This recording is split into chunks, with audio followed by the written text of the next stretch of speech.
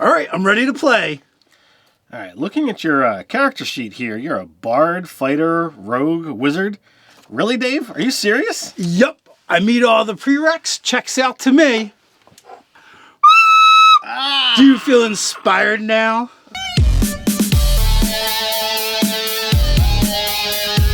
Hey folks, Nerdarchist Dave from Nerdarchy, for nerds by nerds, hanging out with this nerd. Nerdarchist Ted. Nerdarchy's a place for news, views, and homebrews for 5th edition Dungeons & Dragons, as well as other role-playing games. Don't forget to hit that subscribe button and attune to that notification bell. Alright, so we want to talk about multiclassing, and is it just for power gamers, or is it for everybody? There is like one caveat to this whole discussion if you are in that camp where, oh my god, multiclassing is so powerful, it's OP, it just breaks the game. There's a really easy solution. And what solution would that be, Dave? Well, if you look in the player's handbook, multiclassing clearly falls under the optional rules section. So as the GM, you can just take that thing, ball it up, and chuck it and not include it in your game at all. Don't even have to worry about it. It's not actually a core part of the game. We use it in our game. A lot of other people do. But if it makes you that uncomfortable, you can just get rid of it. That's the great part about optional rules, that keyword, optional. So let's jump into it and talk about reasons to multiclass. Well, I mean, that's pretty easy. I mean, you can either go with some sort of story-driven thing. In Campaign 1 of Critical Role, the Rogue wound up doing some crazy stuff and wound up making a deal with the Raven Queen. So, totally unexpected, he went Paladin. You can go on the other side and just multi-class for mechanical reasons, diving in and level dipping for just those specific mechanical features that you really want. There's different ways of doing it, and every GM is going to have their own preferences for it. So in our Dungeons and Dragons game, we don't really worry about it. We don't make the players jump through a bunch of hoops and explain it, and there doesn't have to be tons of story behind it. Other GMs will absolutely forbid it unless it's things that happen within the game. Now, we kind of prefer story elements. We're just not sticklers for it in the game. So I know there's been several instances in games that you've run at the table where you put in, I'm going to just call them like breakpoints, right? Because you're like, boom, insert X if you wanted to multi-class or change your character in a way, because this is something new that's been added to the game. Here's a story reason that anyone in the party could take up if they wanted to. And those things really do, broaden the horizons of characters. Recently in the RPG Crate game that I'm running, something really interesting happened in that first session. Megan's character's playing a wizard. She did not in any way, shape, or form, plan on multiclassing. And an element happened where she met a wolf and nat 20'd a animal handling roll. And I'm like, you know what? Not only did she nat 20 the roll, but then she handled the role-playing encounter well. I'm like, you know what? I want to reward this, and I want to have this carry over. So that wolf's been following her around, and that's, we discussed it out of game, and she's like, yeah, I'm going to go, Wizard Ranger now. Right, so she's going to start working towards the archetype of Beastmaster. Yeah, absolutely. Excellent. And, and that's the whole thing. Like, you can incorporate multiclassing into the game in a way that it helps facilitate the story, or maybe the story actually facilitated the multiclass. Or maybe the player, they actually have in their mind a concept that isn't covered by any of the other core classes. So they want to kind of like cherry pick the classes as if they were just suites of abilities and put them together and create their own theme. Because let's face it, the classes in the player's handbook for 5e D&D and pretty much every other edition of the game as well, that's all they are. They're just a theme with a bunch of mechanical benefits for going with that theme. The further you get from a D&D, the more a lot of the story elements have actually kind of been chucked with those themes as well. Like in the earlier editions, like a paladin had to be lawful good. Certain other alignment restrictions were applied to other characters, other taboos, and systematically they've kind of been removed. Like there's only one holdout in the whole entire game that I see so far. And what is that? it's going to be druids in metal armor. Like, they're the only ones that, mechanically get penalized for their choices that you can't just, like, multi-class away or get rid of somehow. But, you brought up suite of abilities, and that's really another way of looking at this. Is it a suite of abilities, things that you can, kind of pick and choose from, every time you level up? Or is it more of a profession, something that you take a trade in, you've gotten training, you need time out of game in order, outside of the story to get training in this profession and move on like they've had in previous editions. Yeah, I mean, it's even in the rules for this edition, too. Like, there's a section for that. But it's also, like, optional. So you can play the game like a video game. You just level up, or you have to go through a process to gain those levels. Which, I mean, either one's fine. It's just a matter of play style and how you want to do it in your game. Now, suite of abilities, like, that is how I tend to look at it. I don't see anything being locked in so much that it's like, oh, well, you can't go in another direction. I know that Paladins and Warlocks are one of the, favored classes of 5th edition, both thematically and mechanically. They're powerful. And I jumped on the Palak bandwagon a while back, and I wound up making a Fey Pact Warlock with a Oath of Ancients Paladin, going with the guise of it's a suite of abilities, and both things are being derived from the same power source. Right, you kind of created your own theme, your own profession by merging those two together, which to me is perfectly valid. If you can kind of use that theme, use those abilities to create a theme that tells your character's story, as a GM, I'm all for it. I know other players, other GMs, they're just like hardline. No, this is what you are. This is your job. This is what you do. And that's why they really struggle with the idea of multiclassing, in my opinion. Well, I mean, and when you look at them from a profession standpoint, Warlock and Paladin are on complete opposite ends of the spectrum. Paladins have the general vibe of lawful good. Warlock's definitely on the evil side of things from, the broad perspective. So seeing these as things that's like, well, how can I mesh and merge them together? Yeah, Oath of the Ancients and Fey Pact Warlock are probably the bottom of the archetype or subclass options, but they do fit well together thematically. So going along with what you're saying, there's like a perception there because you've been gaming for a long time and you came from the earlier editions. If you're new to the game, like 4th edition or later, like that perception of Paladin being lawful good has zero meaning. There's like no basis. Right. It doesn't mean anything. Like, because with 5th edition, they've kind of stripped that alignment. It's there in name only. It doesn't mean anything. Right. So a Paladin, again, is just a champion. It's not even a champion of a god anymore. It's a champion of an idea, of an oath. Yeah, that may or may not be connected to a god. So that gets kind of weird. Now, the places where I see multiclassing can get problematic, that's where we should talk about next. And this is where it gets a bad rap, I think. There's certain abilities that you can just dip for, and they're just really good.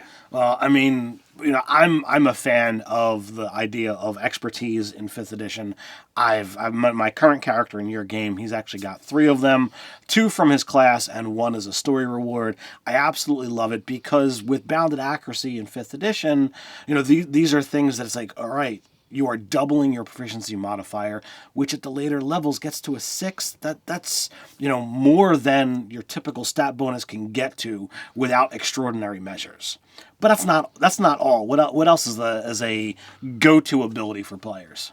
Well, you know what? Just to like touch on that for a minute, like the expertise, I can understand why like the wizard would want to dip in a class that gives them expertise, because when you're like supposed to be the knowledge guy, but literally the rogue who's supposed to be the sneaky guy can out-knowledge you because he has access to an ability you don't, that really does kind of like push that player to maybe want to be like, well, maybe just one level of cleric for the knowledge domain or one level of rogue so I can be good at, better at some skills that, are some things that might come up.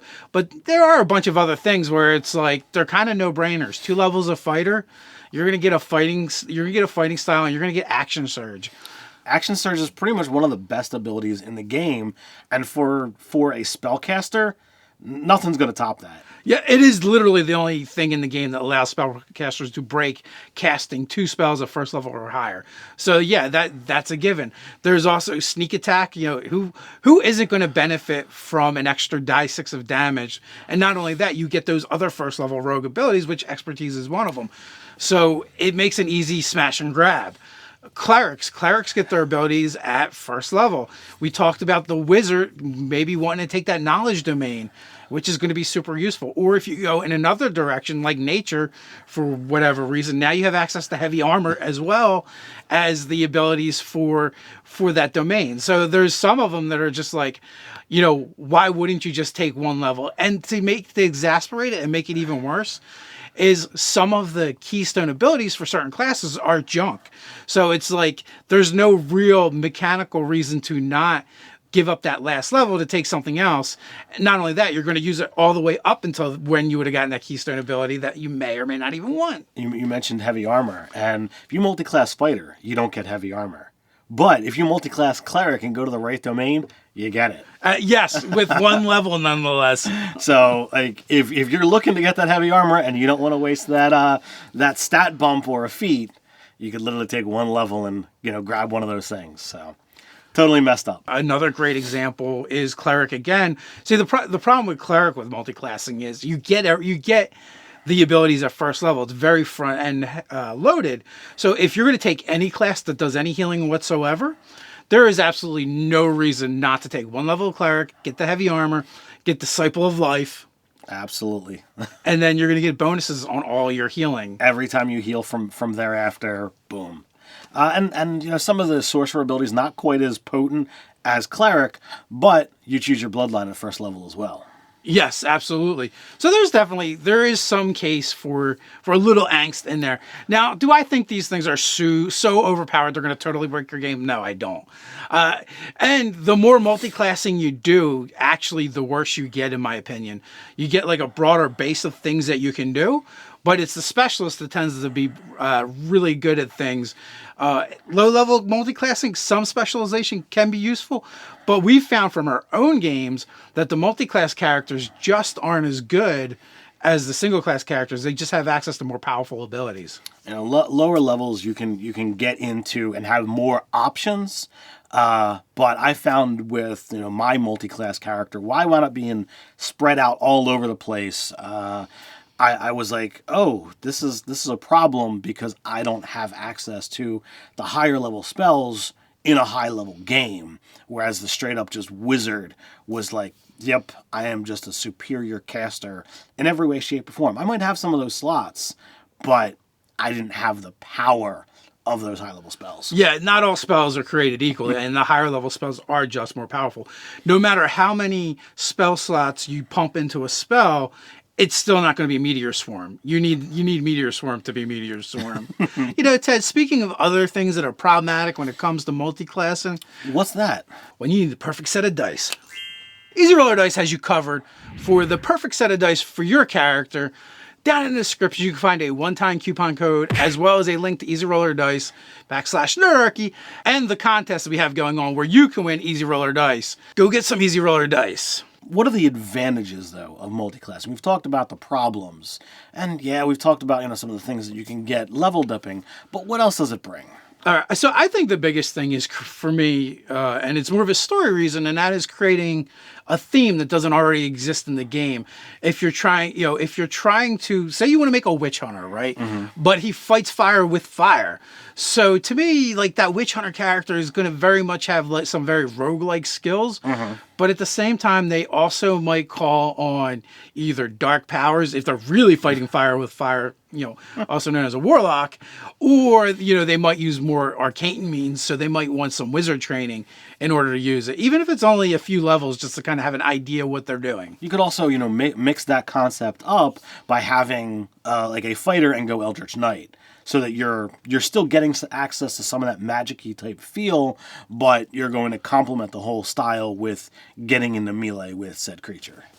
Well, that being said, 5e does do a lot of that, where you can oftentimes use your your archetype choices to kind of flavor your character as well. You could take it a step further, and instead of adding multi-class to it, you could go with feats to kind of flavor and get abilities that you want, and that would totally circumnavigate the whole multi-classing aspect. You know, one of the things that we kind of touched on earlier is the fact that when you multi-class, you're not going to use those high-level keystone abilities. You're not going to get to them. But is it really a disadvantage? Because in our experience, most games don't really go that high. Well, I mean, that's a large point in and of itself. The game that I'm running now, you guys, just made level 20 in the last session, and we're wrapping it up with the next session. That'll be the game ender. For win or lose, you get one session at level 20. And, in our discussion off camera, we were talking about like, oh man, wizards, really get that, that signature spell of third level that I can cast fireball as much as I want. But for a session, right? For a session versus if you level dip early, getting expertise in knowledge, arcana, and history, it could benefit you throughout the entire game. That's kind of a hard one to look at. Right. And, the other part of that is, too, it's worth mentioning, we've been gaming together for like 20 years, more than 20 years. And this is the first time we've ever taken a game all the way to the end. And I don't feel like we're unique in that aspect. Time and time again, I hear people say, or I read comments where they're like, our games fizzle, they don't last, they don't go all the way to the end for whatever reason. So are you really missing those capstone abilities? Not really. And then some classes have ones that are way better than others. The Wizards is pretty cool. By the time you get to 20th level, I don't know how useful Fireball Will is, because we never play that high. But no, or there's like the Barbarian that gets a straight up +4 to strength and con, which is an amazing capstone ability. But then you have some other ones that are like, if you're out of these points, they refresh and you have 4 or whatever. Right. And which you're going to blow through in like a round or so anyway. So it doesn't really matter. So like the biggest protractor from using multiclassing is really, it's kind of weak sauce. It's probably not going to come up and it isn't going to affect your character. Now, the other area where I'd say there's advantages to multiclass is like you're going to have a broader base of abilities. And having a broader base, it's going to be mechanically, and it's going to be from a storyline, a role-playing aspect as well. If you decide as a wizard, well, why am I multiclassing cleric to get the knowledge domain? What happened to cause that? Cleric is one of those things. Cleric, sorcerer, paladin. These are things that don't really take training. It's just like a beam of light hits you and you've now been changed forever. And it's kind of cool. Some of the other ones definitely have the feel of, training behind them. But when that happens, new story elements enter into it. If you become a cleric, well, now there's a deity who has vested interest in you. You might want to explore that. Why did it happen? Did you want it to happen, or are you bucking against it? I hope the player wants to explore it since they chose to take that class. Well, that enters into a whole nother thing. Is it a player choice or a character choice? That's one of those things that we haven't even talked about, and that's a big bucket to dive into.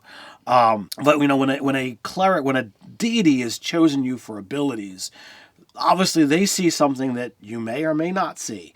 When a bloodline emerges, oh, well, now there's something to investigate. Is there something in your family past that you didn't know about? Is this something that's going to come up later? Has there been sorceress activity in your bloodline before? And no, there hasn't. Well, maybe you don't belong to that family anymore. All these new storylines begin to, come into being, and you can begin to unravel and change the direction of your character in so many different ways. And it can just be so much fun, and none of them have anything to do with the mechanics, just the choice of why I went multiclass. You brought up the sorcerer origin. Sometimes I feel like that's like the Marvel Universe's mutants, where you hit puberty and your mutant powers just like pop out. Like I feel like sorcerer can kind of be like that as well. Now, in your game, I've been running a multi-class character for a long time, and that's done several things. I do have a broader base of skills and abilities that I get to utilize, I'm really good at very specific things, like I can usually go Nova and do a lot of damage in one round, but the drop off after that one round is really significant, and that character is just really hard to hit with its armor class. Right. But it creates vulnerabilities in other places, and not only that though, like I am not as effective as the fighter in the party. He does way more damage per round than I do. My spells don't hit as hard as the bard's spells in the party because I don't have access to the higher level spells throughout the game. Literally, for it all to come together and for my character on par with those guys, it took getting to like the 18th to 20th level range for those abilities to really come together. So it takes a lot longer to get there. Or in the early levels, you're like a one-trick pony. And when you're not doing your trick, you're not nearly as effective. There's nothing wrong with that, as long as, like, as a player, you're having fun and you're fulfilling the theme you're interested in fulfilling. And that's the nail on the head, or the tip of the nose, is regardless of how mechanically superior or inferior a character might be. We play this game for fun, and your build has to be fun. You have to be enjoying this. We're kind of starting to go into from advantages to a little bit of the disadvantages of multiclassing, right? So there's several considerations. And what are those? One is your ASIs, your ability stat adjustments or increases. They're going to be tied to your character class. So if you do a lot of multiclassing, you might miss some of them. And a lot of times, particular abilities in the game aren't as good as that. Even though it's only a +1, it's a +1 that can affect your character in every single round of combat, or every single time they try and do a certain thing. It's always going to come into play, not, once in a while, or every short rest, or every long rest, or when the specific situation happens. Constant, and it's consistent. Yeah. Mechanically, you're 100% correct. Having your prime stat get to 20 or higher, if you can make it happen, you become a better character. But if you want to go more thematic and fun, feats are definitely an option. We've already talked about the fact that you're not going to have access to the high level abilities, which some of them are actually really cool. So you're going to be missing out on those. And you also got the ability that if you start, broadening too much, you're going to start pissing off the rest of the party because you're dipping into other people's areas of expertise. Yeah, if you put a lot of times you build a party, a team, and they all have things that they do well. But if you're doing everything, you might be outshining or not sharing the spotlight with other characters. Never good. The other problem is it creates a dilemma for the DM. The dilemma for the DM is if you focus and specialize on a particular area and the GM has to do stuff to counter your character's expertise, in the instance of my character, who's has a really high armor class, is hard to hit. Well, if a GM is like, I'm going to hit this character no matter what, that means it's impossible to miss the rest of the party. Like 2 and above hits them, just trying to hit this one character. So that's where you can come into some problems if you don't have a GM that's more experienced and knows how to deal with these instances. Knowing that your weakness is charisma or sometimes dex, like you gotta hit the areas that the character's got weaknesses. Or turn against the party every once in a while, so they have to deal with his ridiculous armor class, or all things that you could do. If you look at some of the stuff that we've already talked about, you can really break it down, see where our opinions really lie. There are times that I really like when players choose something for a story-driven reason, but I also don't have a problem if somebody decides that they want to build a character mechanically through multiclassing. I generally view them as a suite of abilities more than, oh, this is a profession that locks you in, because there's nothing to me about this character class that really says you need to stick with this. If you look at any melee-based class, ranger, barbarian, fighter, I really see them, there's ways for me to easily blend those together. Druid, cleric, they can blend together. Bard mixes almost anywhere because it's already got, hands in so many different pockets to begin with. Rogue, I definitely see could go to ranger, could go to bard. You can mix and match anywhere, and if you just follow the chain a little bit, you can really go in any direction. And that's aside from any of the, direct powers that it's like, oh, there's no reason, there doesn't need to be a reason, a story element happens and poof, I'm a multi-class into these. Now, I feel like at our own tables, about 25% to 33% of the players multi-class. So even in our own tables, most people aren't multi-classing. Mm-hmm. Some are, some aren't. And I think it really just depends on the type of character they want to play and what they're trying to achieve, what the theme for that character is. And then other players are just like, I don't like this level of ability, so I'm just going to take another class. I've seen other players get tempted. Like Nate has been tempted. Should I take Ranger for my Nature Cleric? And he's like, no, just stay the course. But he's been tempted like several times. Because he's got a sweet magic item that nobody in the party really wanted. And he's like, well, I'm proficient, so I'll use it. And going Ranger would really make sense if he were to want to devote to that particular style.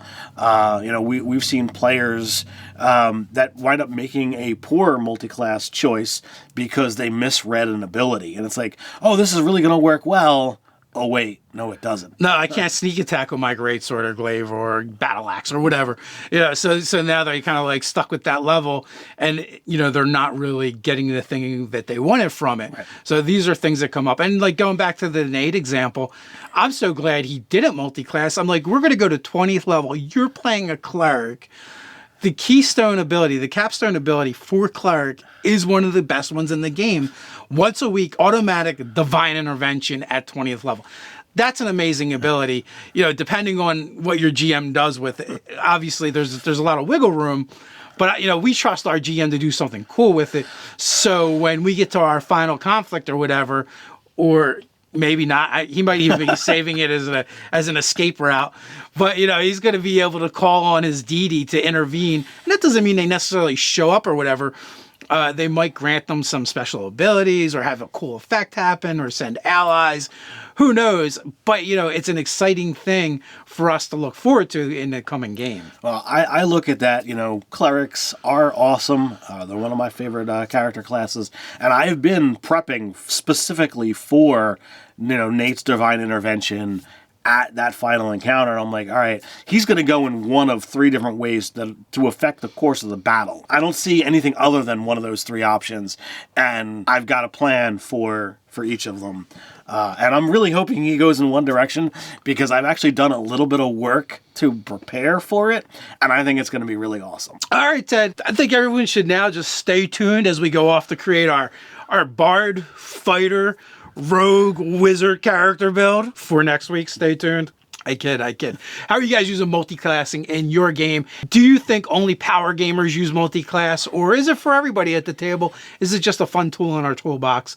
Let us know. We got a place where you can discuss it. That is down in the comments below.